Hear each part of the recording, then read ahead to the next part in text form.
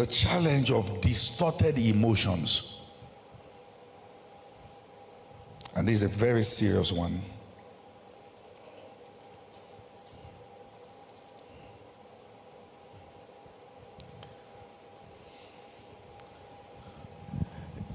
The emotions that you have are not bad.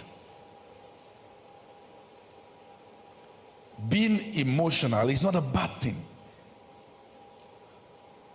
They are a blessing from God. You express yourself with it. You have the feeling of love, the feeling of whatever feeling. But those emotions can be distorted. For instance, it is possible to grow old and have never tasted love. Real love. You don't know what it looks like. Particularly in cases where the person's first exposure to love was sex. The fellow finds it difficult to know how to love without sex, without touching. He wants to love, but the first expression that was communicated to him was when there is love, there should be sex.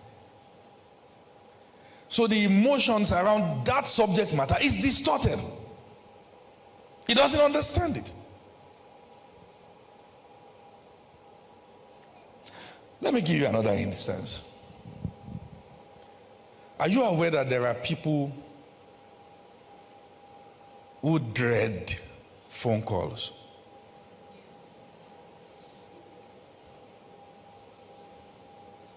They don't want to talk to anybody. When the phone rings, they are scared. Was daddy verbally abusive? Every time he calls, he talks you down. Every time he calls, there's complaints. And now you're just scared. And people don't understand the reason why you can't sustain relationships for long. Because once they take you serious, you become afraid and you find a way to discard them out of your life. People love you, but you struggle to hold it down. Because once it's getting serious, it scares you. It just scares you. You're just afraid.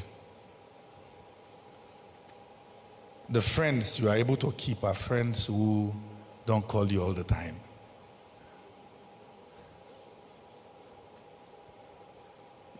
Those ones who care so much, you burn out. I can't do this, I can't do this, I can't do this. That's not the way you were created. Something went wrong.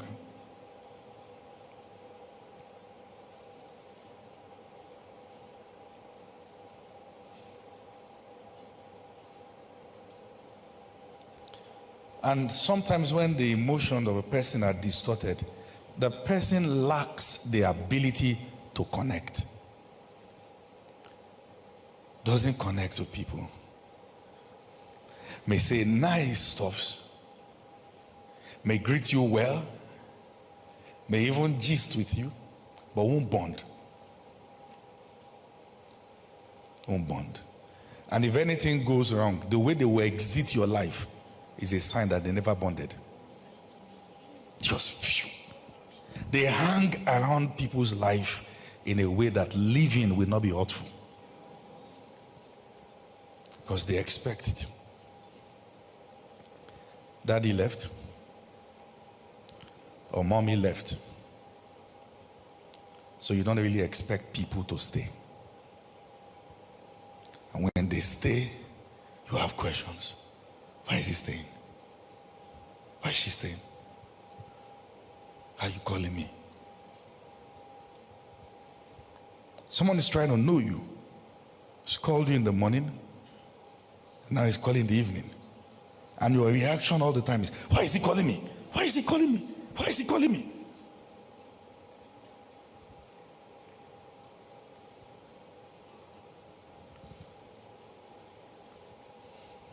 Hey.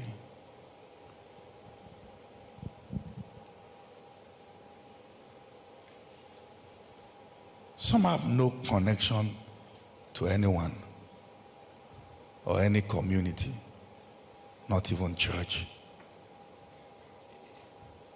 They love God. So you can mix loving God with connection. Because they will do their duties well, but they are not here.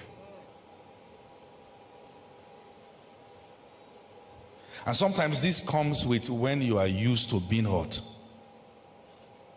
You just kind of package yourself in a way that you just tell yourself, I don't expect much from you. It's okay, do whatever you want to do.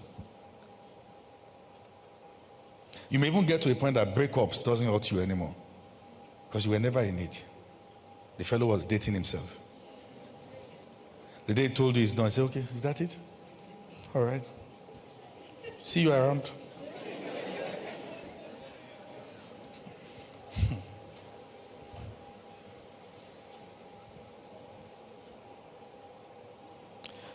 Sometimes that usually happens when people lose people so dear to them, and they are like, I'm not going to go through this loss again. This is it. Nobody is ever going to take this space in my life anymore. You know, it is possible to lose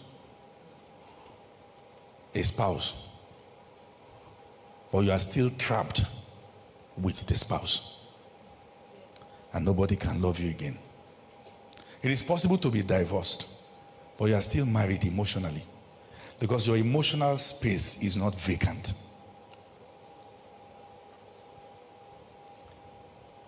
And I spoke about the issue of soul ties. You know, you people give me the look like when I say these things, they are not real, but I know that they are real. That a woman can be married and she's happy. They post pictures online, but deep down, she knows in her heart of heart, I would have been happier with that other guy. And the devil hangs around it. And sometimes to be emotionally moved towards her husband, she has to imagine the face of the guy. And vice versa.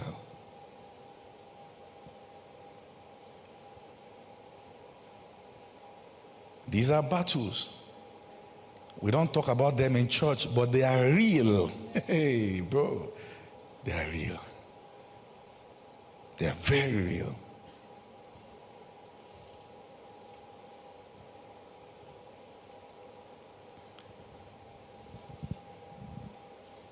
There are relationship breakups that if care is not taken, the two people may not recover from each other because they went emotionally far. God now helping either of them. They are now married to individuals who can't take them to that depth. They just keep mourning the fact that I know it exists, but this person doesn't have what it takes to take me there. In such cases, there are spouses who begin to pray and wish that their spouse dies. I know you don't believe me, but those who know knows.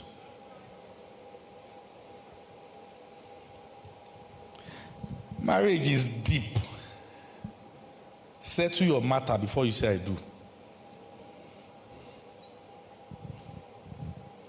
And that's why God has given you a pastor that will teach you.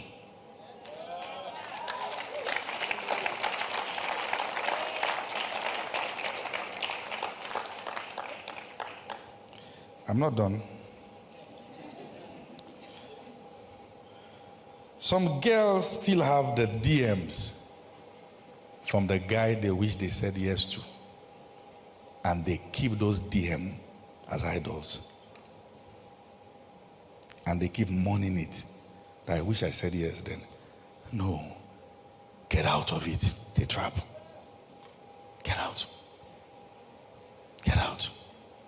Take your mind out of it. We don't look like our problems. And that's where church becomes tricky. That you can dance all the dance and wear the nice clothes. But the devil knows where the shoe is hurting you. The good news is that God knows too. And that's why he's sending his word. Don't mourn those things. Because if you keep mourning it, it may become a standard for the person you want to marry. If the person doesn't meet up with it, you may be married but yet lonely. Because physically you are married to this guy, but emotionally you are married to that guy. And you may not even be talking.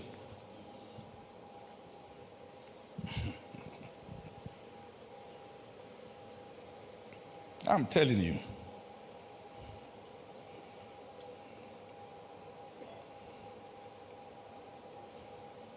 Are you with me?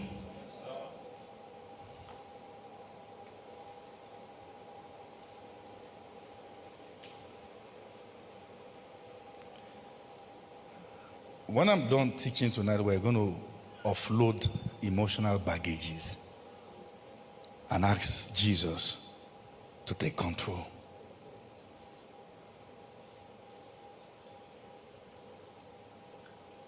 You will not do your life in regret.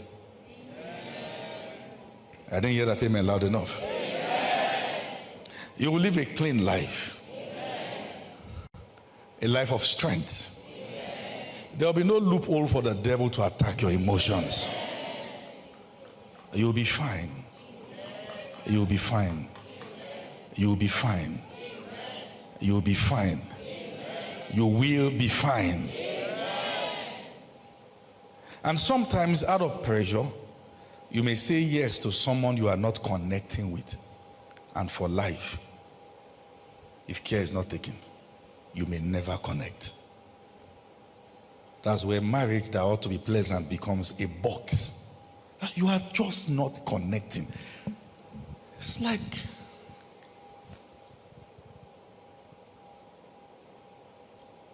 connect first.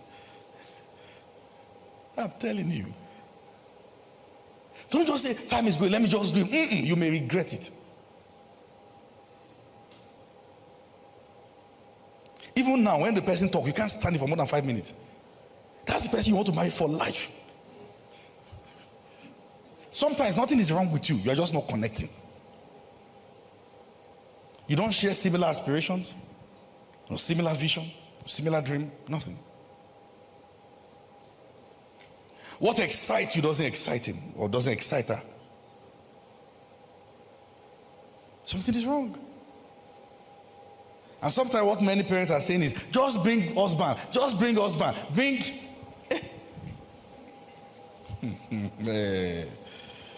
Okay. Okay. Are you still there? So ask the man or the woman beside you, do you know how to love? Do you know how to communicate it?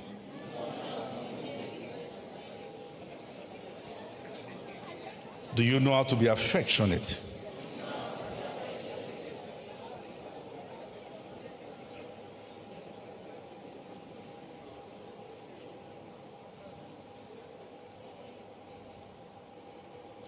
When you marry an individual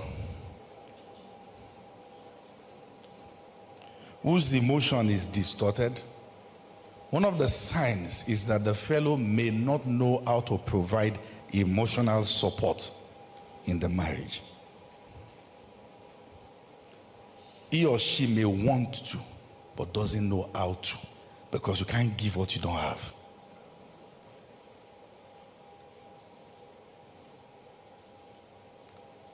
You can be married and be emotionally naked. And this fellow should provide a form of emotional succor, covering. Understand the power of communication. Understand what emotional security means. And she can't give it because she doesn't have it. Or sometimes he can't give it because he doesn't have it.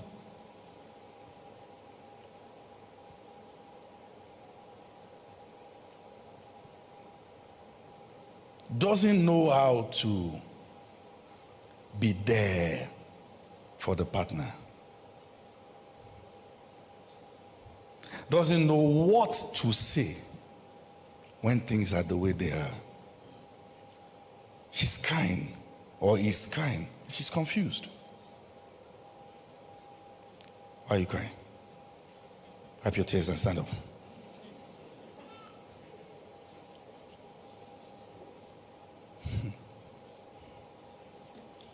Why are you looking down since morning? Just looking down. Just looking down. Is that it? Yesterday when you said this is, did I not buy this for you? Look at you. Just looking down. Huh? Are you trying to emotionally guilt trip me? She's not trying to. There's a communication here. You don't understand the language because something is deficient.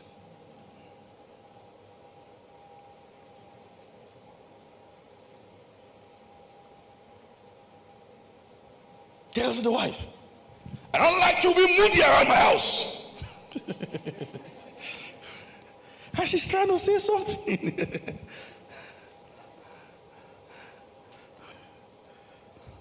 But to him, you have to put yourself together. Then say it. And she's like, if I continue doing like this, you'll make me become another man. He's like, no, put yourself together.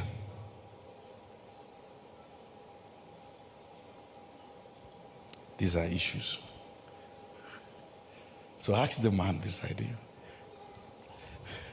Do you know how to provide support? And ask the woman beside you too. Do you know how to provide support? It's weird the way husband and wife are sitting together. I don't want to fall into trouble.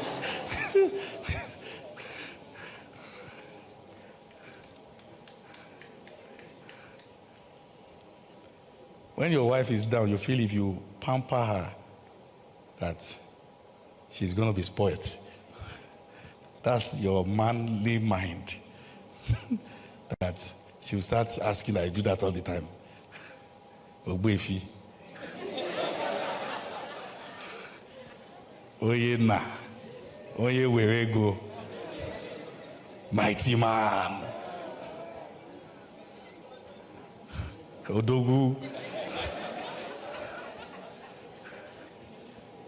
I don't have time pampering the woman. But now you they buy shawarma, buy everything. Before she said yes.